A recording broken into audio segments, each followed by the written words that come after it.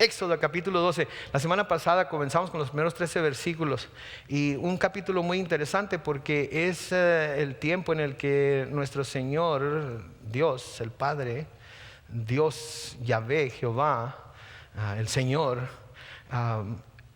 va finalmente a sacar al pueblo de Israel de Egipto con mano fuerte.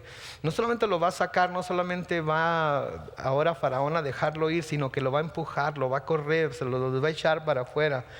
Y vimos que instituyó lo que llamamos la Pascua, algo que acabamos de celebrar hace algunas semanas, un tiempo en el cual los judíos debían de tomar un cordero de un año perfecto, sin mancha, sin ningún defecto, y lo tenían que sacrificar. Y tenían que sacrificar ese cordero, y al sacrificarlo tenían que tomar la sangre de ese cordero, tomar sangre del cordero. Abón llama. Tenían que tomar un poco de sangre de ese cordero y luego tomar una rama de hisopo, así se llama, y vamos a verlo ahorita con más detalle. Y tenían que poner la sangre de ese cordero sobre los dinteles de la puerta. Esa noche de la Pascua, vamos a leer más adelante, pero esa noche de la Pascua iba a pasar el ángel de la muerte por Egipto. Y el ángel de la muerte iba a matar a todo primogénito. Primogénito de hombre, primogénito de bestia, primogénito de todos, ya sea de Faraón hasta las personas que eran los siervos, hasta las personas que estaban en la cárcel, de todo primogénito iba a morir. Pero a los hijos de Israel les dijo: tomen la sangre de ese cordero y pónganlo sobre los dinteles de la puerta y sobre el travesaño de la puerta, y cuando el ángel de la muerte vea esa sangre, va a pasar por encima de esa casa, y el primogénito de esa casa no va a ser dañado, no va a morir. Y eso es lo que estábamos estudiando la semana pasada, y lo vamos a seguir hoy con la segunda parte. Estamos estudiando entonces la institución de la Pascua del Señor en el pueblo judío, y hicimos nota acerca de que era la Pascua del Señor, porque esta era una fiesta solemne que era para Dios. Recordamos también que debía celebrarse en el día 14 del mes de Abib, ¿verdad? Que Dios estableció como el primer mes del calendario judío. Ahora, en los próximos versículos vamos a ver más detalles de lo que se debía hacer durante esta fiesta solemne, y vamos a ver también más detalles de cómo este es un paralelo con lo que nosotros ahora celebramos como la Santa Cena, o como la Cena del Señor, o nuestro servicio de comunión, que fue lo que nuestro Señor Jesucristo estableció en la Pascua, durante la cual Él fue sacrificado como el Cordero de Dios que quita el pecado del mundo, ¿verdad? Y es un gran simbolismo, ¿verdad? Desde entonces que el Señor lo hubiera hecho de esta manera, porque todo estaba señalando hacia el día en el que Jesucristo iba a venir, en el que Él iba a ser sacrificado, y todo aquel que tuviera la sangre de Cristo puesta sobre él, por así decirlo, esa persona iba también a librarse de la muerte. Entonces hoy vamos a seguir en el versículo 14 de Éxodo 12, y ahí se nos dice: este día deberán recordarlo y celebrarlo generación tras generación como fiesta solemne en honor del Señor. Es un estatuto perpetuo que deben celebrar. Ahora, es por demás interesante, y podemos ver que no es una casualidad que los judíos debían guardar este día de una manera especial y solemne delante de Dios, para recordar el día en el que Él los sacó con mano fuerte de Egipto. Recuerden que tenían que participar o comer este cordero, tenían que comerlo con las sandalias puestas, tenían que comerlo bien fajados, con los lomos ceñidos, tenían que tener todo listo para salir, porque esa misma noche en la que iban a sacrificar al cordero, en esa misma noche en la que iba a pasar el ángel de la muerte por Egipto, esa misma noche iban a ser echados fuera. Y creo que este es un gran paralelo entre la Pascua en la que estaban celebrando ahí ellos la primera Pascua, y el servicio de comunión, como les estaba diciendo, o la Santa Cena que nosotros celebramos ahora. Porque noten que les dice que deben de celebrarlo de generación en generación. Es un estatuto perpetuo, o sea que como judíos, como pueblo judío, esta fiesta la tienen que celebrar hasta que termine el tiempo, hasta que el Señor venga por su pueblo, la iglesia, y todos los judíos que sean parte de esa iglesia van a irse también con el Señor. Hasta ese tiempo siempre la tienen que celebrar, y podemos ver en nuestros días cómo los judíos siguen celebrando esta fiesta, y es una fiesta muy solemne para ellos, es algo muy serio para ellos, y es un paralelo muy claro entre la Pascua que ellos celebraron, esa primera Pascua, y la Pascua o la comunión que nosotros celebramos ahora. Y tenían que hacerlo para recordar lo que Dios iba a hacer por ellos. Tenían que hacerlo para recordar lo que Dios iba a hacer por ellos, para que estuviera siempre fresco en su mente. ¿Sí? Eso es algo muy importante que debemos recordar. Debemos de tener nosotros en nuestra mente de una manera fresca, y debemos recordarnos nosotros mismos de todas las cosas que Dios ha hecho por nosotros. Pero cuando estamos constantemente acordándonos de las cosas que Dios ya ha hecho por nosotros, entonces confiamos en que Él va a seguir obrando en nuestras vidas, va a seguir haciendo cosas maravillosas en nuestra vida. Y cuando estamos pasando por dificultades, estamos pasando por enfermedades, estamos pasando por decepciones y tribulaciones y todo eso, sabemos que Dios va a hacer algo tarde o temprano, quizás no cuando nosotros pensamos ni como nosotros pensamos, pero lo va a hacer porque hasta ahorita se ha mostrado fiel, ¿verdad? Y entonces podemos ver aquí también, años atrás, cuando liberó al pueblo de Israel de Egipto, y luego después cuando el Señor vino y como el Cordero de Dios fue sacrificado, de nuevo también tenemos que recordarlo nosotros. De hecho, si leen conmigo en Lucas, en el capítulo 22, comenzando en el versículo 14, leemos que cuando llegó la hora, ¿sí?, se sentó a la mesa y los apóstoles se sentaron con él. ¿De qué hora está hablando aquí? Está hablando cuando llegó la hora de celebrar la Pascua misma, cuando llegó la hora en la que tenía que darle las últimas instrucciones a sus discípulos, cuando llegó la hora en la que tenía que prepararse para su muerte. En el versículo 15 dice: entonces les dijo: ¿cómo he deseado comer con ustedes esta Pascua antes de que padezca? Noten, el Señor Jesús tenía en su corazón un deseo ferviente de comer la Pascua con ellos, porque les iba a revelar exactamente lo que iba a suceder con Él, porque les iba a revelar exactamente lo que esta Pascua significaba, porque iban a entender finalmente lo que la Pascua que se estableció en el día que Dios sacó a Israel de Egipto con mano fuerte, finalmente iban a entender lo que esto significaba. En el versículo 16 de Lucas 22 sigue diciendo: porque yo les digo que no volveré a comerla hasta su cumplimiento en el reino de Dios. Noten entonces, en el reino de Dios, cuando todo el pueblo de Dios esté con Él, esté con Jesucristo en el cielo, Él va a celebrar la Pascua juntamente con todo su pueblo.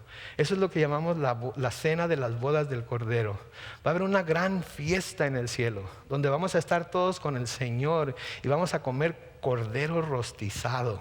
Okay. Y vamos a tomar el fruto de la vid juntamente con Él, y vamos a celebrar el hecho de que Él, el Cordero de Dios, nos derramó su sangre para que a nosotros aplicarla en nuestra vida pudiéramos ser salvos y estar con Él. Y esta es una gran promesa que nosotros tenemos que pensar en ello, que un día vamos a estar con el Señor en el cielo y vamos a disfrutar de esta Pascua, la verdadera Pascua. En el versículo 17 dice: y Jesús tomó la copa y dio gracias y dijo: tomen esto y repártanlo entre ustedes, porque yo les digo que no volveré a beber del fruto de la vid hasta que venga el reino de Dios.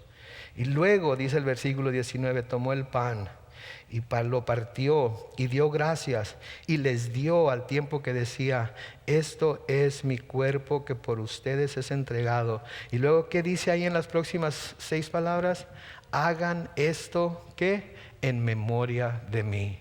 Háganlo para recordar lo que yo estoy haciendo por ustedes hoy. Háganlo para que esté fresco en su mente cada vez que participen de este vino, cada vez que participen de este cordero, cada vez que participen de este pan. Háganlo recordándome a mí, háganlo recordando lo que yo hice, ¿sí? En el versículo 20 dice: de igual manera, después de haber cenado, tomó la copa y les dijo: esta copa es el nuevo pacto en mi sangre, que por ustedes va a ser derramada. Noten, ahí está mencionada la sangre. Así como la sangre del Cordero iba a liberar a los primogénitos en aquella primera Pascua en Egipto, así ahora la sangre del Cordero va a sellar ese nuevo pacto que el Señor Jesucristo vino a hacer, derramando su sangre por nosotros para que nosotros pudiéramos ser partícipes de ese pacto. El apóstol Pablo, años después de que el Señor fue recibido en el cielo, hablándoles a los corintios a través de su primera carta, les dice en Primera de Corintios capítulo 11, los versículos 23 al 26: yo recibí del Señor lo mismo que les he enseñado a ustedes, que la noche que fue entregado el Señor Jesús tomó pan, y que luego de dar gracias lo partió y dijo: tomen y coman, este es mi cuerpo que por ustedes es partido. Y noten las últimas palabras: hagan esto en memoria de mí. Asimismo, después de cenar, tomó la copa y dijo, esta copa es el nuevo pacto en mi sangre. Hagan esto cada vez que lo beban en memoria de mí. Por lo tanto, siempre que coman este pan y beban esta copa, proclaman la muerte del Señor. ¿Hasta cuándo? Hasta que Él venga. Y este es uno de los sacramentos que el Señor de hecho mandó que nosotros cumpliéramos, que nosotros celebráramos, ¿sí? Y noten que dice: hasta que Él venga. En otras palabras, la Pascua de los judíos, nuestra Pascua, nuestra Santa Cena, nuestra comunión, todo ello va a terminar, todo ello va a culminar en el mismo día, la misma fecha, cuando el Señor Jesucristo venga por su pueblo y nos lleve a todos, judíos y cristianos o gentiles, todos habiendo creído en Jesucristo, al cielo, para estar todos juntos en el cielo con Él, ahora sí celebrando la verdadera Pascua. Noten cómo el Antiguo Testamento, ¿sí?, que nos presenta tantas cosas que pudiéramos decir son alegorías o son similitudes, se nos revela en el Nuevo Testamento claramente. Vemos el propósito que Dios tenía para cada una de las fiestas, para cada una de las cosas que les dijo a los judíos que hicieran. Dios tiene algo en el Nuevo Testamento que nos explica claramente lo que significaba. Sí, como desde el principio del pueblo judío, cuando el pueblo judío primero fue una teocracia, un pueblo que fue gobernado por Dios, como desde ese entonces ya el Señor estaba preparándolos para que un día, cuando vieran a Jesucristo, pudieran saber quién era. Por eso cuando el Señor entra en Jerusalén en ese domingo de Ramos y todos lo proclaman rey, ellos sabían de quién era Jesucristo. Por eso ellos decían: salve, salve, hosana, hosana, bendito el que viene en el nombre del Señor. Ellos entendían quién era, pero sus ojos estaban velados, su mente estaba entenebrecida, su corazón estaba llena de pecado, su fe y su confianza estaba en la ley. Y por haber puesto su fe y su confianza en la ley y no en el Señor Jesucristo, no conocieron su día. Y no quiere decir que no lo conocieron porque fue un misterio, no lo conocieron porque no quisieron ver, no quisieron aceptar a Jesucristo. Entonces, así como los judíos al comer la Pascua estaban recordando su liberación y proclamando a las nuevas generaciones lo que Dios había hecho con ellos, así nosotros también al celebrar la comunión estamos recordando lo que Jesús hizo por nosotros por medio de la muerte de Jesús sobre aquella cruz, y lo proclamamos a las nuevas generaciones de cristianos y lo proclamamos a nosotros mismos. Sí, cuando tomamos ese pan y cuando tomamos esa copa, lo que debe venir a nuestra mente no es todo lo que Dios puede hacer por nosotros a través de los elementos, porque muchas veces la gente le da propiedades místicas a los elementos, ¿sí? Piensan que porque van a comer el pan en realidad se están comiendo el cuerpo de Cristo, piensan que porque van a tomar el jugo en realidad se están tomando la sangre de Cristo, piensan que tiene algún poder mágico para sanar o para hacer alguna obra especial o lo que sea. No, mis hermanos, eso no es el propósito de la comunión. El propósito de la comunión es que nos recordemos nosotros mismos de lo que el Señor ya hizo por nosotros en la cruz.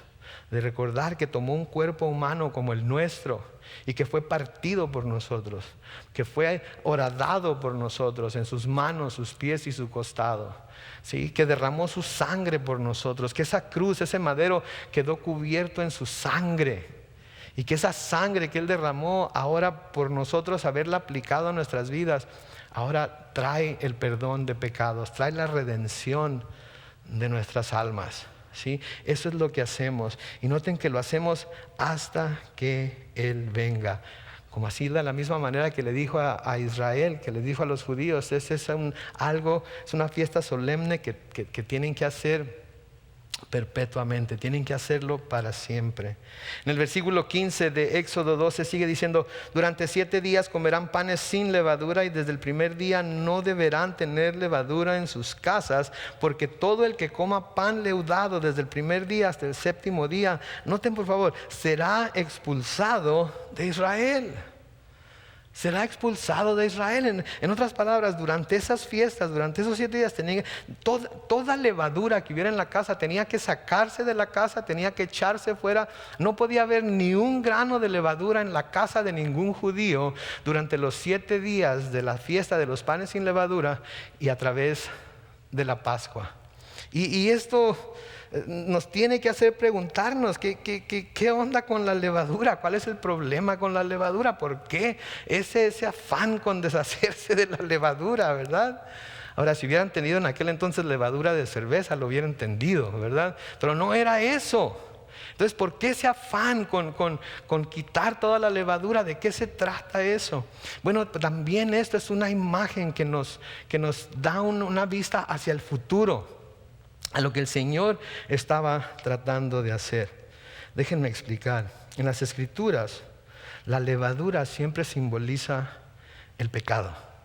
Es un símbolo del pecado, ¿sí? Ahora, no porque la levadura sea algo malo, ¿sí?, sino porque el efecto que ésta tiene sobre la masa se asemeja mucho al efecto que el pecado tiene sobre el creyente, y porque solo se necesita una pequeña cantidad para leudar toda una bola de masa. Así también un poco de pecado que dejemos entrar en nuestra vida es suficiente para hacer que toda nuestra vida en un momento dado, si no tenemos cuidado, esté llena de pecado, ¿verdad? Y estaba el Señor viendo hacia enfrente, viendo hacia el futuro, viendo hacia lo que esto iba a simbolizar, para que ahora nosotros, los creyentes del Nuevo Testamento, pudiéramos ver hacia atrás y darnos cuenta de lo importante que esto era para Él. Y era tan importante que si encontraban a alguien comiendo pan leudado, si encontraban a alguien que tuviera levadura en su casa, ¿qué iban a hacer? Será expulsado de Israel. Así de importante era para el Señor. Y cuando algo es importante para el Señor, debemos de prestar atención de por qué es importante para Él. Ahora, la levadura. ¿Qué es la levadura? Déjenme darles una descripción técnica de la levadura. La levadura es el nombre genérico de ciertos hongos.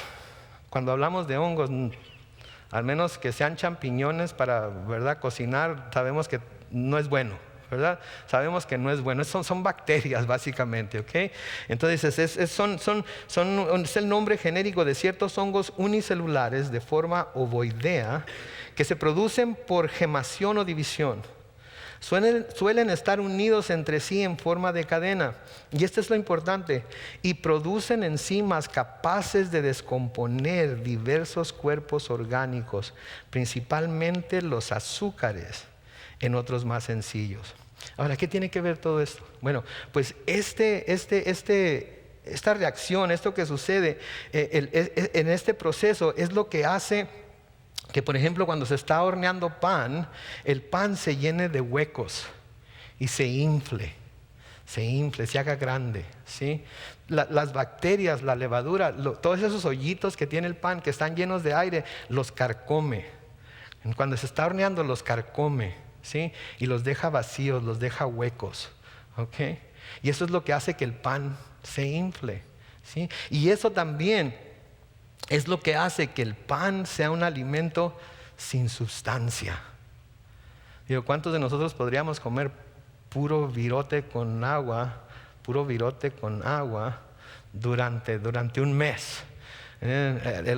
Hace poco tiempo llevé a mi esposa a un restaurante que supuestamente ustedes saben, ¿verdad? De esos que sale como en $10 el steak, ¿verdad? Y nos lleva una canastita de pan. Y cuando lo miramos, digo, es virote, parece virote. Y luego lo partimos y estaba tan bofo, ¿ok? No le podíamos ni untar mantequilla, y es un buen restaurante, ¿ok? El steak no vale $10, pero no les quiero decir ni cuál es, pero se supone que tenían buenas cosas ahí, y el pan estaba todo bofo. No, ni siquiera se le podía untar mantequilla, ¿sí? ¿Saben por qué? Por la levadura. Deja huecos, carcome por dentro, ¿sí? Llena de aire, quita la sustancia, poco a poco la carcome y debilita, ¿sí? Y esto es lo mismo que el pecado hace en la vida del cristiano.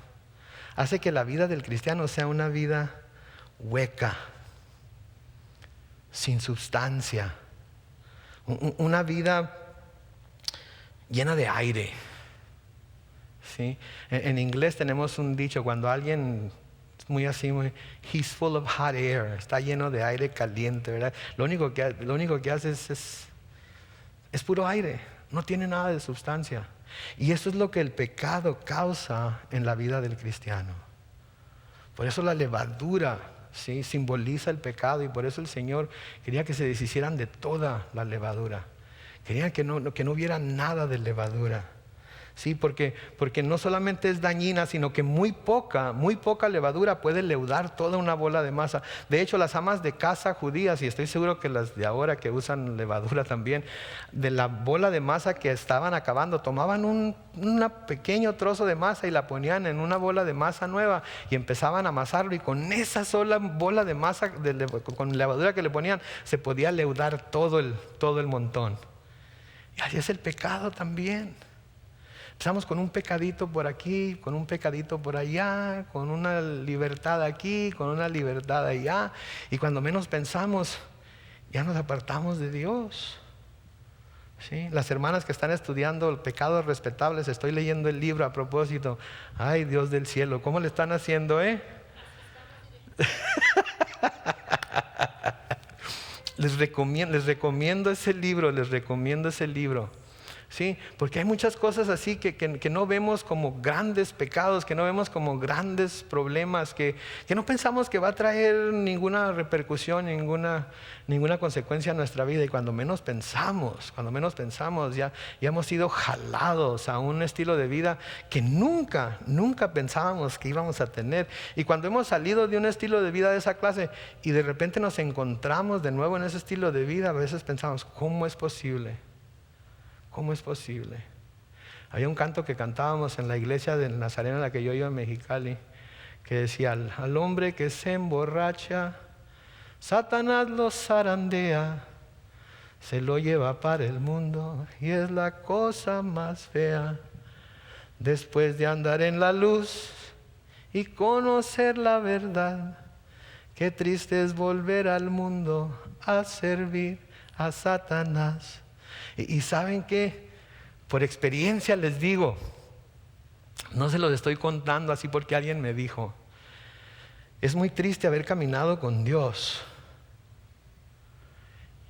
y de repente despertar un día, 20, 30 años después, y ver que nos hemos apartado tanto de Dios, que hemos cometido pecados que nunca pensábamos que estaba en nosotros cometer. Es triste. Gloria a Dios que Él nos limpia, la sangre de Cristo nos limpia de todo pecado. Gloria a Dios que nos limpia de toda maldad. Gloria a Dios que los que estamos en Cristo somos criaturas nuevas. Pero es muy triste. No se lo recomiendo a nadie. Desafortunadamente mucha gente quiere descubrirlo por sí mismo. Y créanme, lo van a descubrir y van a ver atrás y decir, ¿cómo es posible? Pero es posible, mis hermanos. Por eso debemos hacer toda la levadura, todo el pecado a un lado. Pablo les escribe a los Gálatas en Gálatas 5:9, un poco de levadura fermenta toda la masa. Ahorita quizás permitamos un pecadillo, pequeñito. No le estoy haciendo daño a nadie, soy yo nomás. Y yo sé que cuando quiera lo dejo. Yo sé que en el momento que lo decida lo puedo hacer a un lado y no me va a causar ningún daño. En cuanto sienta que no puedo sostenerme, que no puedo sostenerlo yo solo, en cuanto sienta que me está afectando demasiado, yo me puedo retirar. Y saben que hay muchos que piensan así y de repente ya no vuelven, ¿sí? Por eso Pablo exhorta a los corintios que se limpien de toda levadura. Así como el Señor estaba moviendo a los judíos aquí a que se deshicieran de toda la levadura. Primera de Corintios capítulo 7, los versículos 7 y 8, Pablo exhorta a los corintios a que les dice, límpiense de la vieja levadura, para que sean una nueva masa, sin levadura, como en realidad lo son. Nuestra Pascua, que es Cristo, ya ha sido sacrificada por nosotros. Así que celebremos la fiesta, pero dice, no con la vieja levadura ni con la levadura de malicia y de maldad, sino con panes sin levadura, de sinceridad y de verdad. Si bien Pablo está diciendo aquí a los corintios, desháganse de toda la levadura. Ahora sí, aquí usándola como lo que es el pecado, desháganse de toda esa levadura, desháganse de todo ese pecado, desháganse de esa manera, de esa antigua manera de vivir. Háganla a un lado. Y ya no practiquen lo que practicaban antes, ya no hagan lo que estaban haciendo antes. Vamos a celebrar la Pascua, vamos a celebrar esa nueva vida en Cristo, pero vamos a hacerlo sin esa levadura de malicia y de maldad, sino con panes sin levadura de sinceridad y de verdad. Entonces, así como los judíos tendrían que deshacerse de toda la levadura que había en casa, así también el cristiano tiene que dejar atrás su antigua manera de pensar, su antigua manera de vivir, las cosas que seguía antes, que hacía, tiene que hacerlas a un lado por mantener, no por mantener su ¿cómo les diré? No por mantener su salvación, sino para mantenerse limpios, puros, sirviendo a Dios con una conciencia tranquila. Si es muy feo tener dudas en la mente de decir, oye, híjole, qué bárbaro, cometí este pecado, a lo mejor ni salvo soy. ¿Cómo es posible que pudiera haber dicho esa cosa? ¿Cómo es posible que pudiera haber pensado eso? ¿Cómo es posible que pudiera haber hecho aquello? No, esa no es manera de vivir, ¿verdad? Y si hacemos toda la levadura a un lado y tenemos nada más pan sin levadura en nuestra vida, entonces no vamos a tener ese problema de estar pensando si somos o no somos, si estamos o no estamos. Vamos a estar siempre seguros. ¿Se acuerdan en Hechos, cuando Pablo fue a predicar a Éfeso? Andaban ahí unos exorcistas que querían hacer lo mismo que Pablo estaba haciendo, y andaba un endemoniado por ahí. Van y se le acercan al endemoniado, y los exorcistas les dicen, en el nombre de Jesús, a quien Pablo predica, salgan de él, ¿verdad? Y los demonios les dijeron, bueno, a Pablo lo conocemos, a Jesús también, pero ustedes, ¿quiénes son? Y dice que los demonios le brincaron encima a estos exorcistas, ¿verdad? Y que los exorcistas se fueron corriendo desnudos por la calle porque los demonios los asaltaron básicamente, ¿verdad? Y cuando la gente vio, empezó a creer en el Señor, empezó a creer en lo que Pablo les predicaba.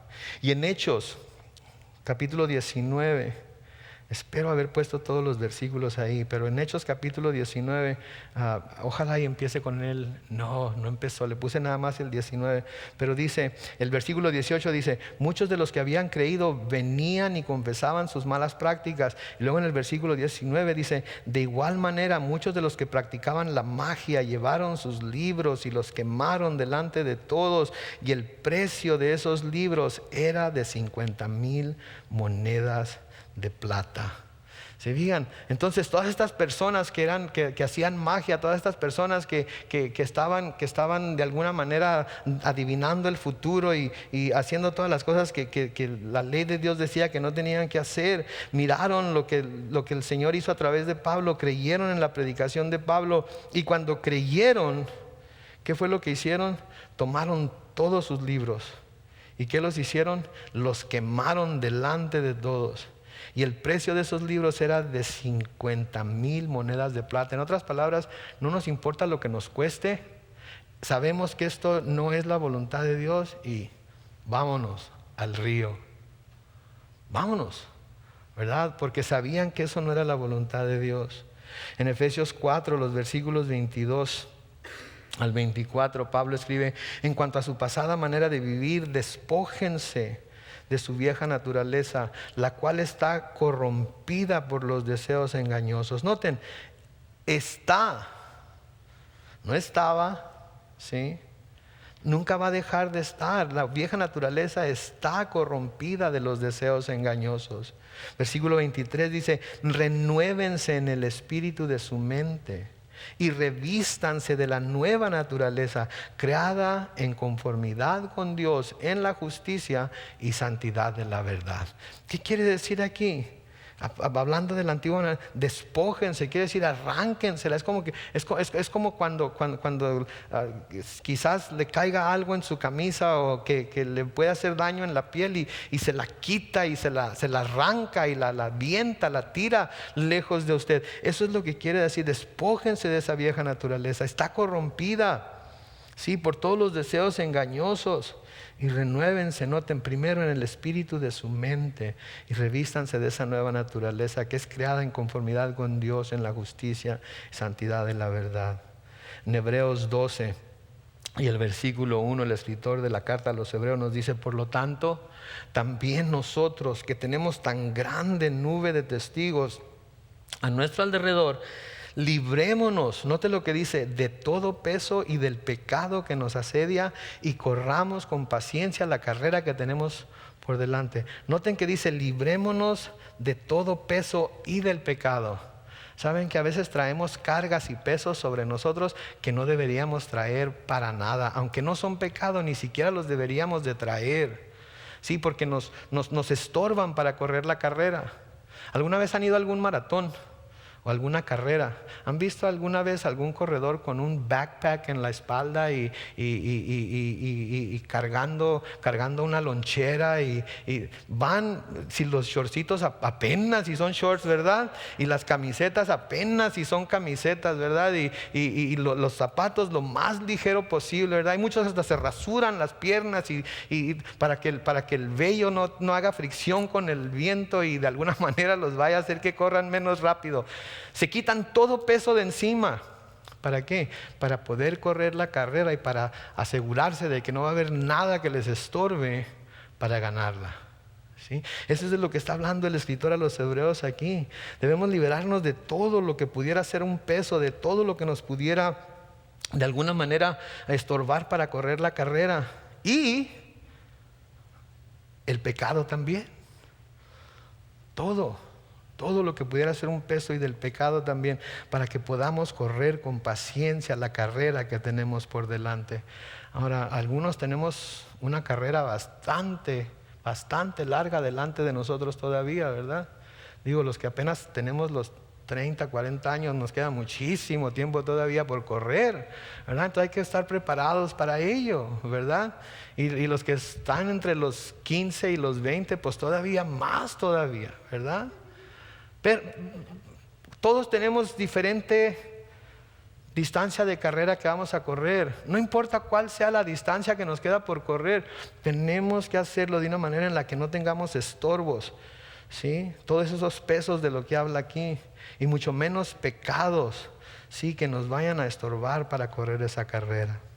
Seguimos leyendo en Éxodo capítulo 12 y en el versículo 16 se nos dice: el primer día habrá una convocación solemne, lo mismo que el día séptimo.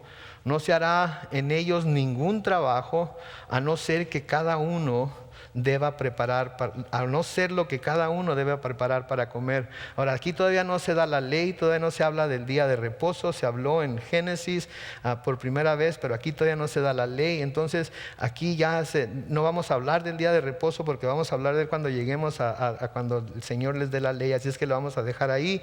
Durante esta fiesta, en el primer día y en el séptimo día, nadie debía trabajar excepto preparar la comida.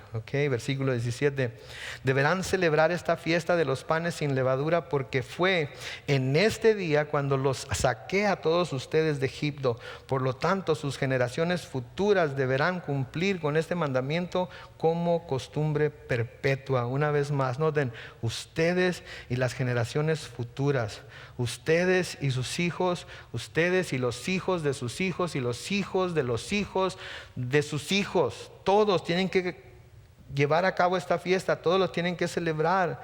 ¿Saben qué, mis hermanos y hermanas? La única manera que las generaciones futuras van a poder cumplir con los mandamientos que Dios manda es si nosotros se los enseñamos y les comunicamos la importancia de hacerlo. ¿Sí? Es la única manera que lo van a saber. Si nosotros, como la generación con más experiencia, no les enseñamos, no les mostramos con nuestra manera de vivir y con la forma en la que nosotros obedecemos los mandamientos del Señor, lo importante que esto es, las nuevas generaciones no van a tener idea de lo que Dios demanda de ellos. Ya lo estamos viendo ahorita, ¿sí?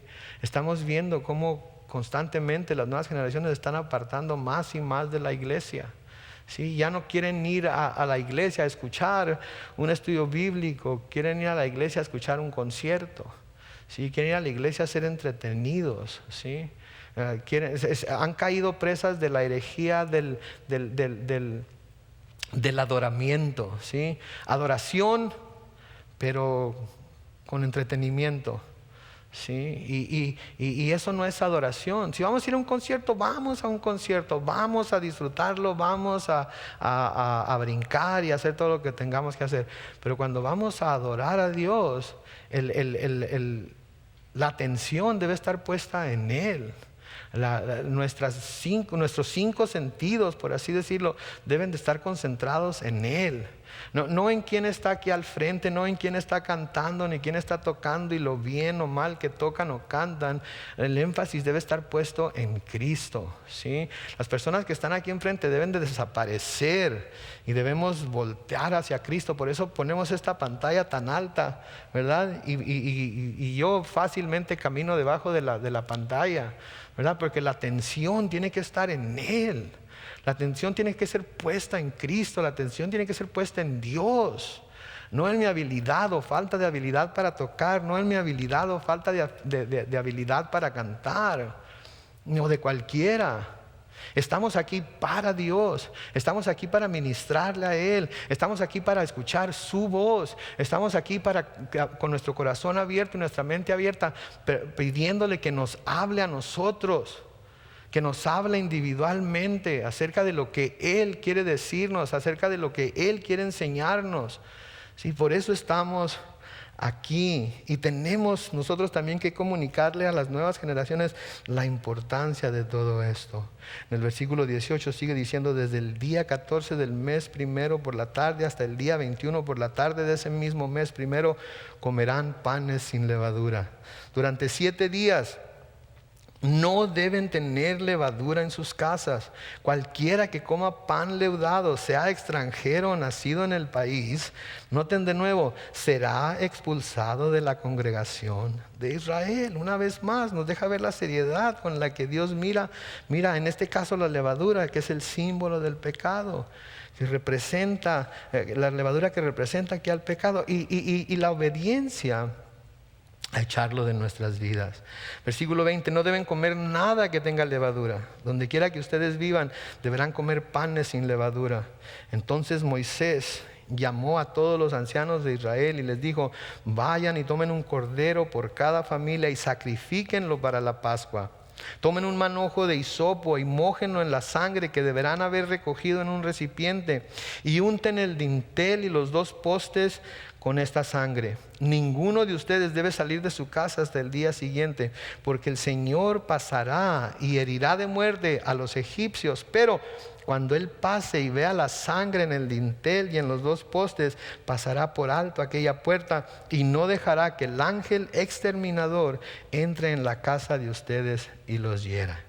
Noten, de la misma manera en el día del juicio, ¿sí? Los únicos que podrán salvarse de la ira de Dios será aquellos que han sido ¿qué? Cubiertos con la sangre de Cristo. ¿Sí? Así como en aquella Pascua los únicos que se salvaron del ángel de la muerte fueron aquellos que tenían la sangre del cordero puesta sobre los dinteles de la puerta, puesta sobre la puerta de sus casas, así también los únicos que podrán salvarse en el día del juicio van a ser aquellos que han sido cubiertos con la sangre del Cordero de Dios que quita el pecado del mundo, que es ¿quién? Jesucristo. Es mi oración que todos y cada uno de nosotros aquí esta noche estemos cubiertos en esa sangre. Sí, estemos empapados de esa sangre, ¿sí? Que usemos la sangre de Cristo para lo que es, para lavarnos, para limpiarnos de nuestro pecado. Versículo 24 sigue diciendo: esto será un estatuto perpetuo que ustedes y sus hijos deberán cumplir siempre. Y cuando ustedes entren en la tierra que el Señor les ha prometido, deberán seguir cumpliéndolo. Y cuando sus hijos les pregunten: ¿qué sentido tiene para ustedes este estatuto? Ustedes les responderán: se trata del sacrificio que se ofrece al Señor como recuerdo de la Pascua. Es decir, cuando en Egipto el Señor pasó por alto las casas israelitas y nos salvó la vida, pero hirió de muerte a los egipcios. Entonces los israelitas se inclinaron y adoraron. Noten, cuando sus hijos les pregunten: ¿por qué haces esto? Entonces díganles por qué lo hacen. Sí, cuando nuestros hijos nos preguntan: ¿pero por qué tienes que estar siempre en la iglesia? Y a mí me preguntan: ¿por qué tienes que estar siempre en la iglesia? Bueno, pues en primer lugar porque soy pastor. ¿Ok? Se me estaría medio raro siendo pastor que estuviera en la iglesia, ¿verdad? Pero en segundo lugar, porque si yo les contara a ustedes de lo que el Señor me salvó a mí y supieran, se iban a asombrar de que Dios pudiera usar a alguien como su padre. Y poco a poco les he ido contando, les he ido diciendo, les he ido señalando, ¿sí? Y eso es lo que debemos hacer nosotros. ¿Por qué? ¿Por qué voy a la iglesia a adorar a Dios? Porque Él me salvó. ¿Por qué voy a la iglesia? ¿Por qué doy ofrendas? ¿Por qué sirvo? ¿Por qué hago todo esto? Porque es lo menos que puedo hacer por aquel que entregó su vida por mí. Sí, entonces noten, antes de salir de Egipto, ¿sí? Moisés les da las instrucciones, ¿sí? Y ellos van y lo hacen, ¿sí? Noten lo que dice allá al final del versículo 27. Entonces los israelitas, ¿qué dice? Se inclinaron y adoraron. Se inclinaron y adoraron. Antes de salir de Egipto, al solo escuchar acerca de lo que Dios iba a hacer por ellos, su primera inclinación fue ¿qué? Postrarse delante de Dios y adorarlo. Todavía no eran libres, todavía no habían salido, todavía estaban ahí, pero ya habían puesto su fe en Él y sabían que si Él les había prometido que los iba a liberar, los iba a liberar, y se les había dicho que esa misma noche iban a salir de ahí. ¿Y su reacción cuál fue? Adorarlo, ¿sí? Y sin duda esto que el Señor iba a hacer para ellos era algo grande. Y noten que solo tenía que ver con una liberación terrenal. Y también vale la pena notar que fue una liberación temporal, porque cuando los hijos de Israel salieron de Egipto y anduvieron en el desierto, toda la generación que salió de Egipto murió en el desierto por su incredulidad. Entonces ni siquiera llegaron a la tierra prometida. Pero porque habían creído en Dios y creyeron lo que Dios les había prometido, ¿qué hicieron? Se postraron y adoraron. ¿Qué nos dice a nosotros esto? Cuando nosotros no hemos sido liberados de algo temporal, cuando nosotros no hemos sido liberados de algo terrenal, sino nuestra liberación ha sido una liberación mucho más poderosa, mucho más profunda, una liberación espiritual, ¿sí? De una vida de muerte, de una vida de pecado, de una vida que estaba condenada a ir al infierno, a una esperanza de estar en el cielo con Él por toda la eternidad. Él nos ha librado de la esclavitud al pecado y a la muerte. Entonces, ¿cuál debe ser nuestra reacción a Él? ¿Cuál debe ser? ¿Cómo debemos reaccionar? Debemos de reaccionar de la misma manera que ellos, inclinándonos y postrándonos delante del Señor y adorarlo. ¿Quién dice amén?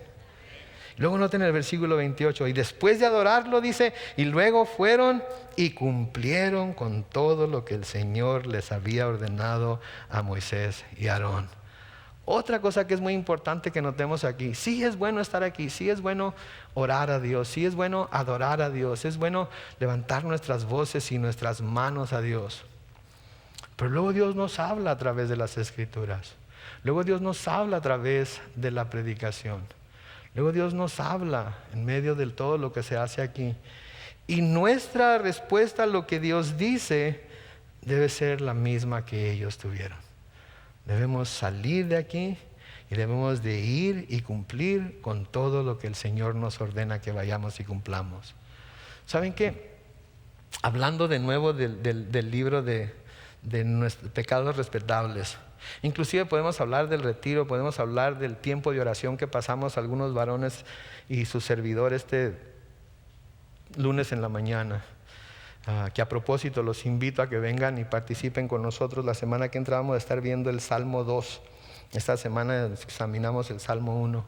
Todos los varones que quieran venir, 5 de la mañana aquí estamos. Y vamos a comenzar en mayo también los jueves. Luego les digo cuándo. Pero una vez que hacemos todo esto, una vez que examinamos la palabra, una vez que oramos, una vez que adoramos, una vez que el Señor habla a nuestro corazón y oímos claramente su voz y entendemos claramente lo que nos está diciendo, saben que no podemos salir de aquí y salir y ok, ya se acabó el servicio. Vámonos al pan, vámonos al café, vámonos a la plática. Y espero que hayan traído pan de ese que tiene piña dentro, ¿verdad? Porque ese es el que me gusta. Y no me enojo si tienen un que otro cochito por ahí, ¿verdad? Y espero que tengan esa crema de francesa, porque esa es la que a mí me gusta. No, el Señor nos está diciendo ciertas cosas aquí a todos esta noche y tenemos que tener la misma actitud de ellos. Luego, después de que se postraron y adoraron, luego fueron y cumplieron con todo lo que el Señor les había ordenado. ¿Sí? Entonces, después de la adoración, tiene que venir la obediencia. Tiene que venir la obediencia. Desafortunadamente, en nuestros días se ha igualado el llamado a la obediencia con el legalismo. En muchas iglesias se iguala el llamado a la obediencia con el legalismo. El pastor habla de la obediencia y eso el pastor es muy legalista, ¿verdad? La obediencia nada tiene que ver con el legalismo. La obediencia tiene que ver con la obediencia a Dios. Dios nos llama a ser obedientes a Él. Dios nos llama a ser obedientes a Él. Y nos llama a ser obedientes a Él más de lo que nos llama a presentar sacrificios delante de Él. ¿Sabían ustedes eso? Dios nos llama a ser obedientes a Él, inclusive más de lo que nos llama a presentar sacrificios delante de Él. En primera de Samuel, en el capítulo 15, en el versículo 22, cuando Saúl presenta un sacrificio que no debería hacerlo, Samuel dice, le contestó en el versículo 22, ¿y crees que al Señor le gustan tus holocaustos y ofrendas más de la obediencia a sus palabras? Entiende que obedecer al Señor es mejor que ofrecerle sacrificios y que escucharlo con atención es mejor que ofrecerle la grasa de los carneros. Y la grasa de los carneros es lo que le gusta a Dios, ¿sí? A Él le gusta la grasa. Ustedes saben lo bonito que huele cuando unas costillitas está quemando la grasa, ¿verdad? Y sale el olor así. Le encanta a Dios ese olor, ¿ok? Por eso yo sé que me va a gustar mucho el cielo, porque creo que vamos a estar comiendo carne asada por toda la eternidad. Unas chuletitas de res, qué bárbaro. El aroma que sale, ¿verdad? Cuando la gordura se está quemando. Y noten lo que dice aquí, lo que le dice Samuel. ¿Tú crees? ¿Tú crees en realidad que a Dios le gustan tus holocaustos y ofrendas más que la obediencia a sus palabras? Entiende que el obedecer al Señor es mejor que ofrecerle sacrificios, que escucharlo con atención es mejor que ofrecerle la grasa de los carneros. ¿Se ustedes lo que está diciendo aquí Samuel? ¿Se fijan ustedes lo que está diciendo aquí el Señor a través del Espíritu Santo?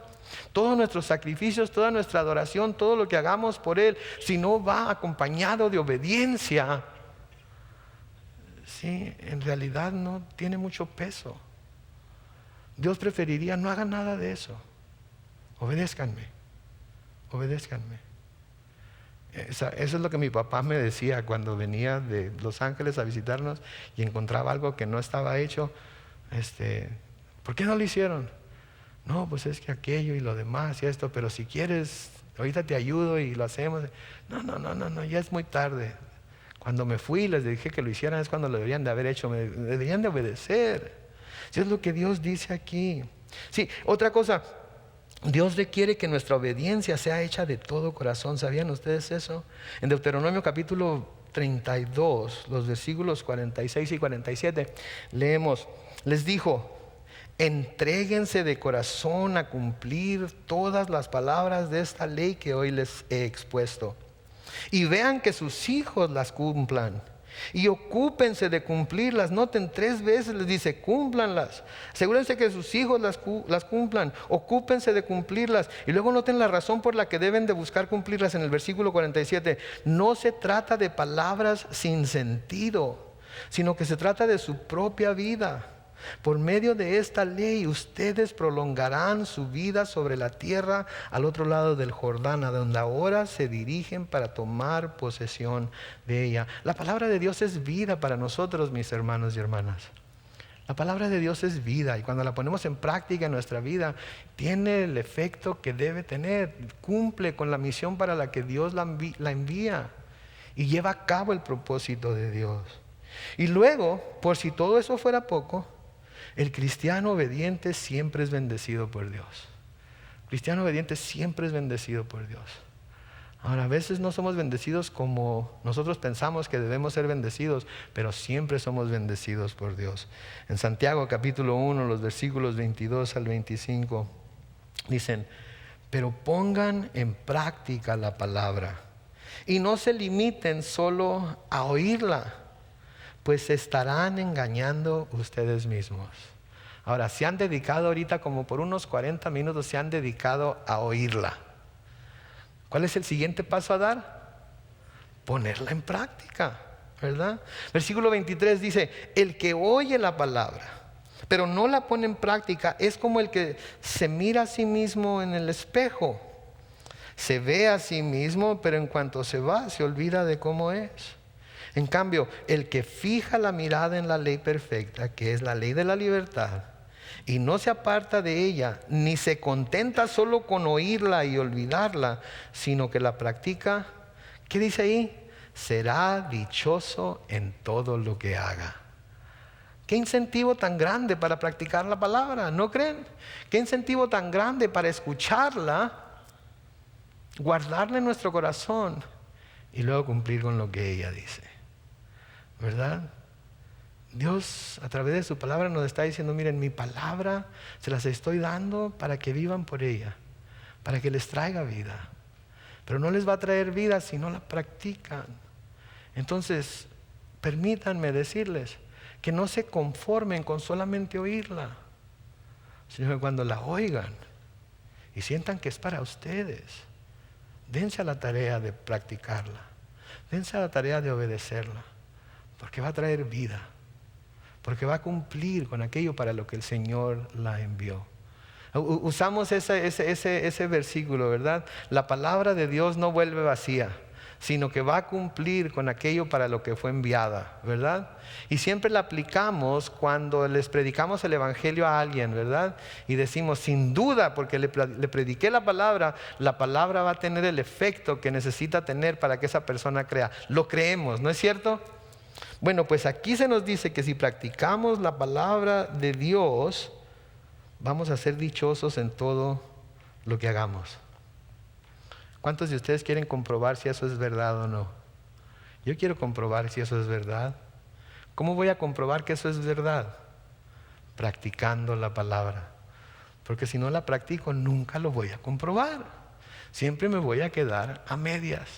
Entonces tengo que comprobarlo practicándolo, ¿sí? Y cuando lo practicamos y lo comprobamos, eso nos da la seguridad de que Dios en realidad está con nosotros y de que su palabra es verdadera y que de sus promesas en Cristo son siempre sí y amén. Amén.